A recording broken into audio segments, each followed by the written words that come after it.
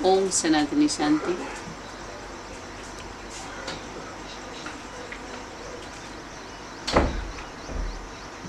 ओम शब्द सनातन है। ओम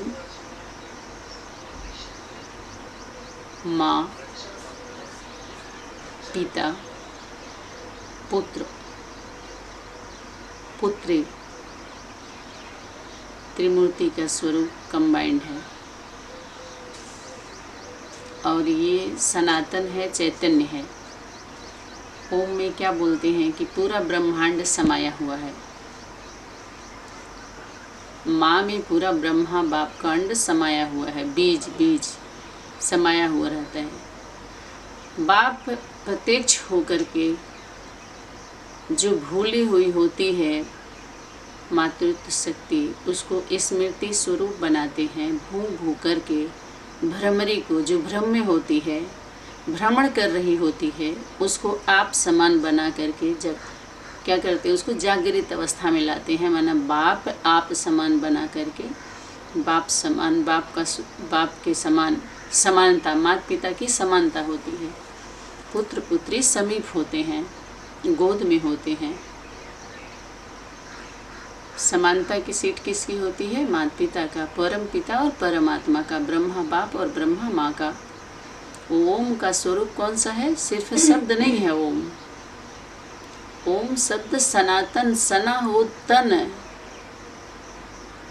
जिसके द्वारा आदि और अंत किया जाता है।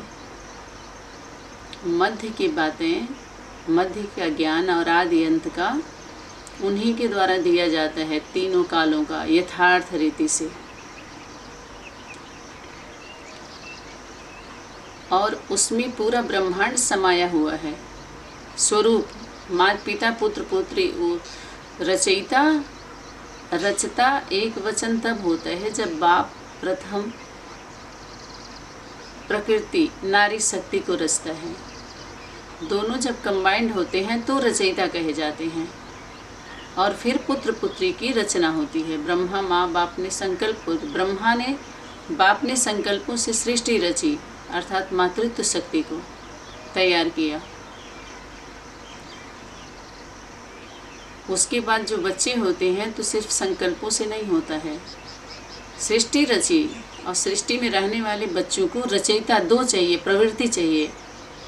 बिना प्रवृत्ति के जन्म जीवन पालना यथार्थ रीति से संस्कार संस्कृति सभ्यता मर्यादित नहीं हो सकती है। अगर हम अकेले होते हैं, प्रकृति को, माँ के स्वरूप को काटते हैं, सिर्फ बाप बाप लेकर के चलते हैं, तो उनको शरीर नहीं मिलती है।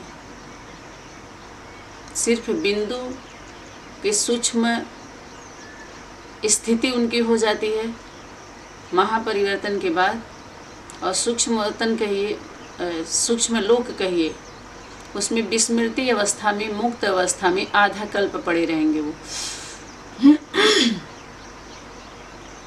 सतयुग तीर्था वाले खंड में बिना प्रवृत्ति को स्वीकार किए और कार्य किए, प्रैक्टिकल मेमोरी में हमें भरना है ना, अपने मनसा वाचा कर्मणा में एक होकर के, सत्यता से, सभ्यता से, नम्रता से, धैर्यता से, सारे गुण, दैवी गुण। महादेव महादेवी की रचना देवी देवता होते हैं। सब महादेव महादेवी नहीं हो सकते। महादेव महादेवी से संबोधित हम सबको नहीं कर सकते। सब पार्वतियाँ हो नहीं, एक ही पार्वती है। सब सीताएं हो, एक ही सीता है। बहुवचन की बात स्कूल पीरियड में जो टीचर होता है सबको एक जैसा पढ़ाता है, लेकिन जब आगे हम जब सर्विस अर्थ जाते हैं तो तुम सब मैनेजर हो, कोई कंपनी में बोल सकता है। अगर 400-500 स्टूडेंट, कर्मचारी, अधिकारी, मालिक, मैनेजर सब हों तो बोल सकता है तुम सभी मैनेजर हो, तुम सभी मालिक हो, तुम सभी गॉड हो, बोल सकता है कोई। जब सर्विस अर्थ हमारा सिलेक्शन होता है तो सब उसमें कोई इक्का दुक्का निकलते हैं। और एक समय पर एक सीट पर जो अधिकारी होगा एक ही होगा। कार्यकर्ता अनेक हो सकते हैं, कर्मचारी जैसे जो विभाग होता है अनेक लोगों को आप बैठा सकते हैं। एक स्कूल में प्रिंसिपल एक ही, वाइस प्रिंसिपल रख सकते हैं, एक ही होगा एक समय पर। तो माता पिता और पुत्र पुत्री त्रिमूर्ति का चैतन्य वो है कौन? ओम। ओम माँ, ओम माँ का रियल ओम मंडली रियल है, जो अपनी मंडली के साथ माता पिता पुत्र पुत्री के साथ है, वो रियल ओम मंडली कंबाइंड स्वरूप है, स्थायी है, स्थापना हो गई। जो भी आधार हम लिए हैं अल्पकाल का, वो सभी आधार छोड़ने पड़ेंगे। और आधार की आवश्यकता तभी तक होती है जब तक स्थापना का कार्य पूरा नहीं हो जाता। स्थापना का कार्य पूरा होना माना एक साथ हो जाना, एक साथ रहना। जो बाप का संकल्प वो मेरा, जो बाप का कार्य वो मेरा, सब चीज़ से हम क्या हो जाते हैं? कंबाइंड हो जाते हैं। जो बाप का संकल्प वही मेरा होना चाहिए। जो बाप बोल रहे हैं बस अपनी वाणी हम उसी में समा दें। सूर्य के आगे हम क्या दीपक जलाएंगे बताइए?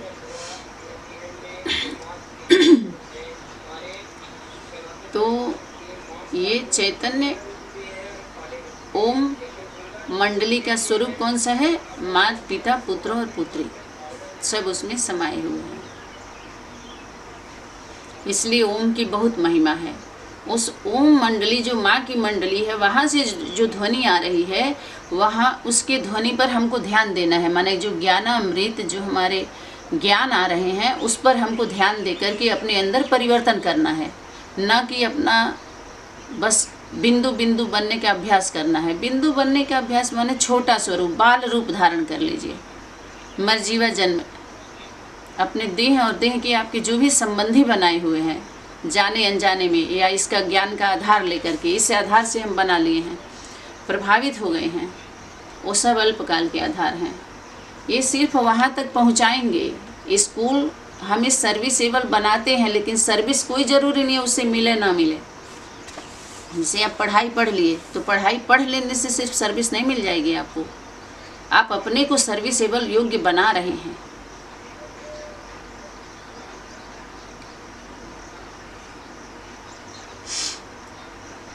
तो ये ओम मंडली और जो कल्प वृक्ष है, जो कल उस पर क्लास चल रहा था,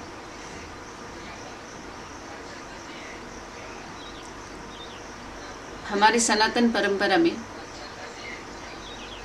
जो वृक्ष को पूजा करते हैं, गौ माता को पूजा करते हैं, गंगा माँ को, जड़ पांच तत्व की प्रकृति जो भोर हुए क्या सूचना दिए हैं, सूचित किए हैं पूरी दुनिया में। और ये आसुरी भक्ति सिखला करके किसी के अंदर दैवी शक्ति दिव्यता नहीं आई, केवल लिस्ट बनी है दैवी गुणों की। लेकिन प्रैक्टिकल प्रयोग किया जाए तो धारणा दूर दूर तक नहीं है। धारण जीवन में जो मनसा वाचा कर्मणा में हो धारणा, तो फिर ऐसा रिजल्ट निकलेगा क्या अंत तक जो निकला है।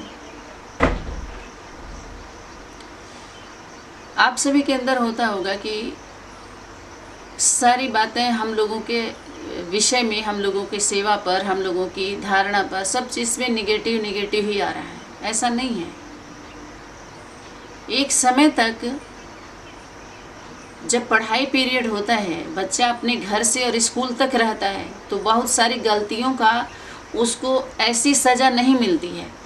एक साधारण में माता पिता के द्वारा थोड़ा सा उसको स्ट्रिक्ट उसको डांट फटकार लगाया जाएगा या अनुशासन में रखा जाएगा, टीचर के द्वारा कुछ उसको समझाने देने के बाद थोड़ा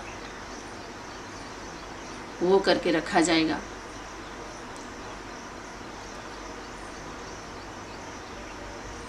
माने छोटा मोटा सज़ा देके।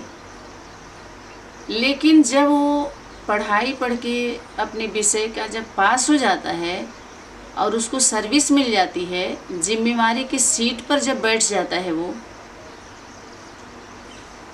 तो उसको माफ़ नहीं किया जाता है। सीधा क्या होती है, छोटी मोटी गलतियाँ जो उनके विभाग के अंदर जो वहाँ के कार्यकर्ता हैं उनके देख रेख में रहती है तो माफ़ कर दिया जाता है। लेकिन पब्लिकी जब हो जाती है, ऐसी गलती हो जाती है बड़े रूप में जो सबके बीच में चली आती है, तो वहाँ कार्रवाई होती है।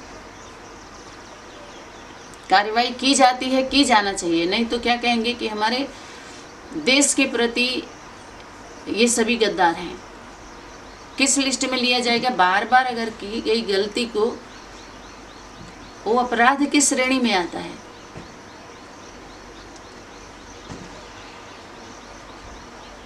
अपराधी साबित हो जाते हैं हम।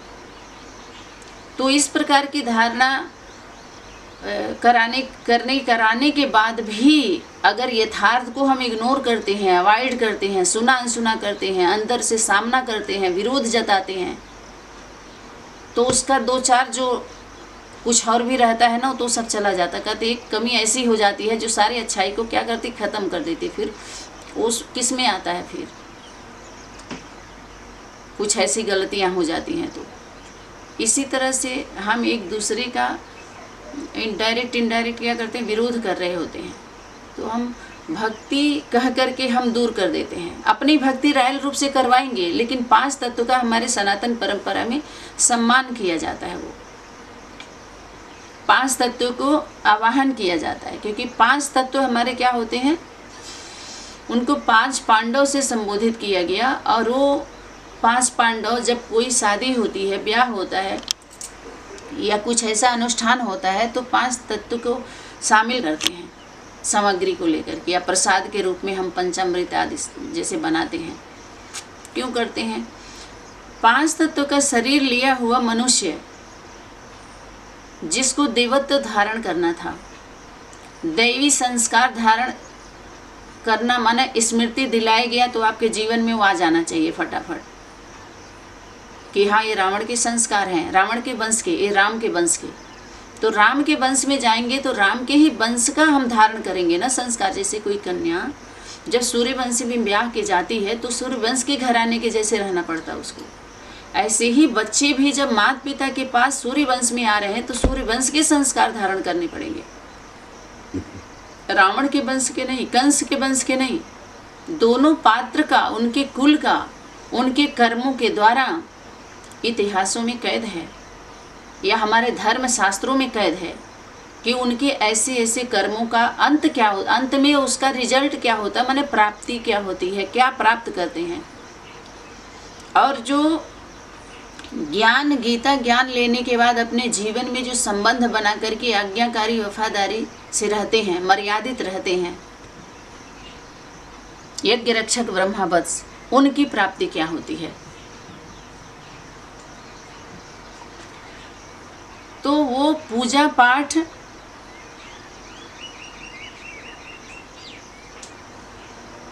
जो हे दृष्टि से देखा जाता है कि ये तो भक्ति है, पूजा हो रही है, जो पूजा करेंगे तो कहाँ जाएंगे,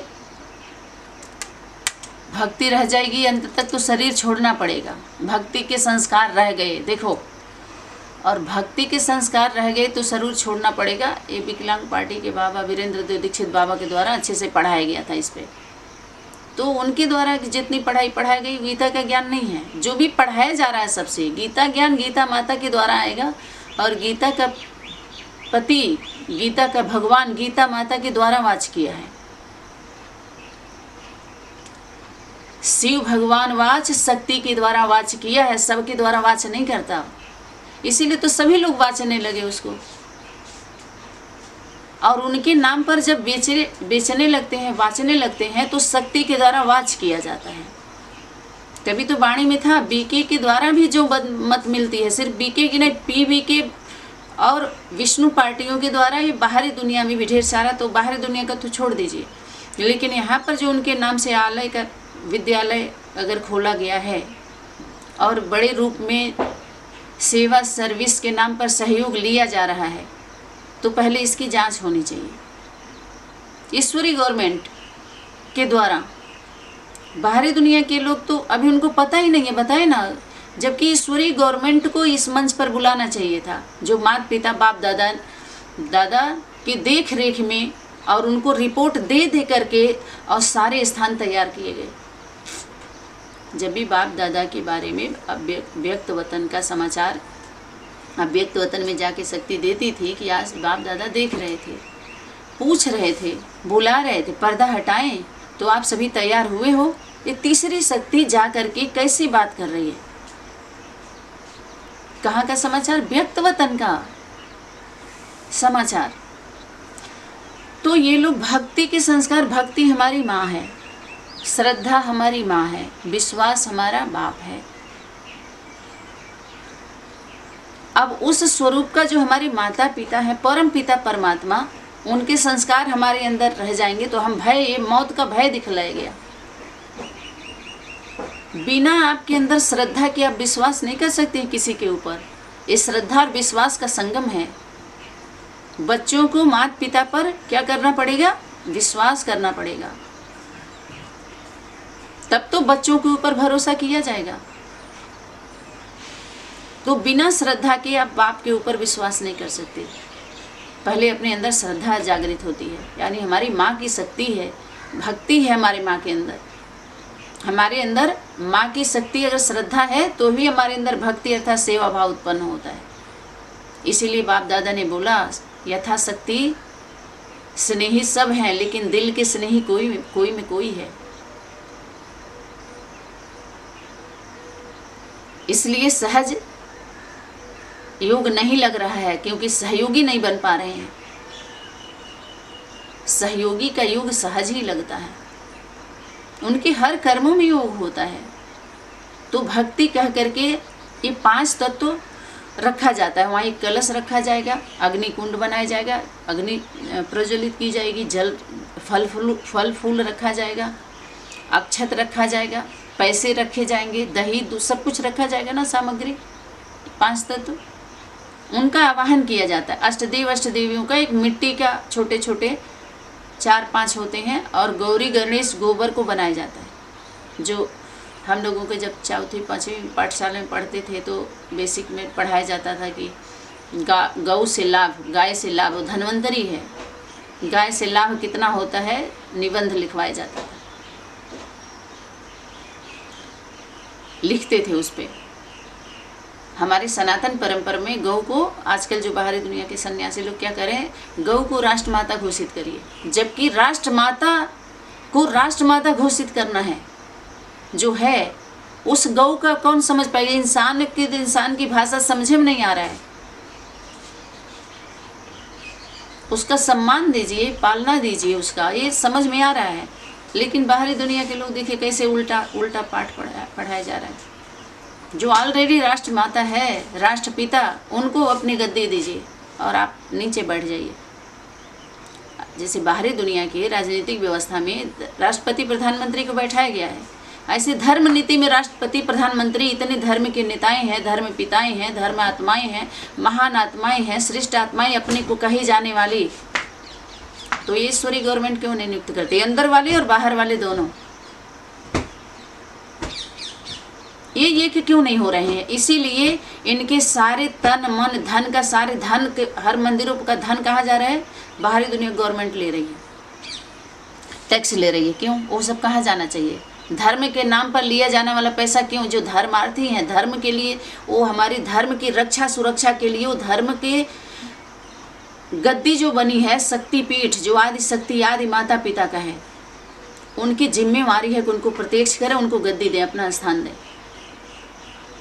अपने स्थान पर सम्मानजनक तरीके से बुलाएं। जैसे कैसे सम्मानजनक तरीके से बाहरी दुनिया के राष्ट्रपति प्रधानमंत्री को कैसे बुलाया जाता है, ऐसे होता है। वो भीख नहीं मांगते आदि माता पिता, और ब्रह्म ज्ञान लेकर के सुने समझे और आगे ये है, ये रही हुई है जो बाप दादा ने बोला कि अपने गद्दी पर जब तुमको बुलाएं तब कहें कि हैंडसअप किया। अभी तो बोल रहे हैं गद्दी पर बैठ करके, चाहे अंदर की दुनिया हो चाहे बाहर की दुनिया हो। बुलाना तो उनको था, तुम वकील हो, जज हो, मास्टर हो, मिनिस्टर हो, सब कुछ कौन हो? तुम बाप माता पिता के लिए बोला है। सभी हो जाएंगे, वकालत करने लगेंगे, सभी वकालत करने लगेंगे, जजमेंट देने लगेंगे, सभी लोग करने लगेंगे, तो कैसे होगा? तभी तो व्यवस्था बिगड़ रही है। तुम सभी सीताएं बोल दिया, तुम सभी पार्वती है, तो स्कूल में बहुवचन में पढ़ाया जाता है। लेकिन जब हम आगे बढ़ते हैं तो बहुवचन नहीं चलता है, नियुक्त किया जाता है। तो 5 तत्व को सम्मान करते हैं, सम्मान करना सिखलाया जाता है। वो झूठ बोल देंगे जो 5 तत्वों का चोला धारण किए हैं, लेकिन वो प्रकृति का 5 तत्व जब राधा पूछने लगी अपने श्याम का पता, किससे पूछी? लता पत्राओं से, किसी मनुष्य से नहीं पूछी। जीव जंतु से दिखाते हैं। राम ने पूछा कि हे खगमृग, हे मधुकर श्रेणी, तुम देखे सीता मृग? नहीं, हमारे सीता को तुमने देखा है? वो सच्चे हो जाते हैं। ये लोग अपने वचन से पलट जाते हैं, कुछ का कुछ बोल देंगे। जब मनुष्य आत्माओं से अविश्वास खत्म हो जाता हो तो जीव जंतु को बोलते हैं, जो टेढ़ी पूछ वाला कुत्ता होता है ना, कहते वो वफादार है, बल्कि मनुष्य धोखा दे देगा तो कुत्ते को पालने लगे लोग। जब आप आपस में ईमानदारी, इंसानियत खत्म हो गई तो मनुष्य आजकल का भी उधार उसका लेने लगा आधार। जीव जंतु पशु पक्षियों से पूछने लगे, लता पत्राओं से पूछने लगे। तो हमारे मनुष्य सृष्टि में जो पत्ते का उदाहरण दिया गया, जिससे बस लैट्रिन बाथरूम खाना हम दो, हमारे दो में उनकी पूरी ज़िंदगी चली जाती है। तो पत्ते के जैसे है ना, तो क्या पत्ते का इस सृष्टि मंच पर जीवन नहीं है? कुछ टाल टालियाँ हैं, थोड़ा पत्तों से मजबूत हैं, जो जुड़ी रहती हैं, उस समय आने पर पतझड़ का उझड़ती रहती हैं, फिर नया आता रहता है, ऐसे चलता रहता है। कुछ टाल टालियाँ भी हैं जो टूटती रहती हैं, लेकिन जड़ के लिए तो बताए सदा रहता है। टाल टालियाँ, पत्ते, फूल फले झड़ते टूटते फूटते सब ऐसे होते रहते हैं, लेकिन जड़ी भूत होने के बाद भी सनातन धर्म को प्रायः लोप किया जाता है। इसलिए बाप दादा आकर के कलम लगाते हैं। उसका जड़ देखिए कितना मजबूत है, कितना गहराई में, ऐसे उखड़ता टूटता फूटता नहीं। कोई भी ब्रांच वाले कितना भी एक हो जाए, लेकिन जड़ को उखाड़ के फेंक नहीं सकते। जड़ है ही सनातन, एस्लम, कुल मिलाकर के माई बाप, केंद्र है, सेंटर है सभी मजहब मठ पंथ वालों का। धर्म वास्तव में एक ही था, एक ही और एक ही रहेगा, वो है इंसानियत, मानवता। मानव, आदि मानव और आदि मानवी के द्वारा जो स्थापन किया गया, सबके अंदर इंसानियत लाई गई। जो आसुरी दृष्टि वृत्ति कृति रखने वाले हैं, और जो देवी कोट की जो राइटियस हैं, सनातनी हैं पक्की, उनके अंदर देवत्व का संस्कार धारण कराया गया, स्मृति दिलाई गई।